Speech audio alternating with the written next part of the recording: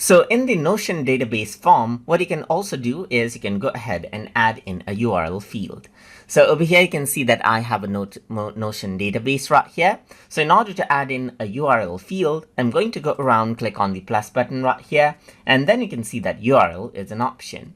So let's say, for example, I can say something like enter your a website address right here, just like this. So now, once I go ahead and do that, I can make it required or add in description as with any other type of forms, form sections. So I can simply go ahead and do that and then go ahead and preview this. So once you go ahead and do that, you can see that enter your web address is an option. So if I were to type in anything right here, click on submit, then you can see that it does not take that address as a valid address. So you can go ahead and type in, let's say, for example, youtube.com right here /tututube, let's say, for example, and then I can go ahead and submit it, and then it has been submitted as a valid response. So that is how you can go ahead and then utilize database form URL inside of Notion.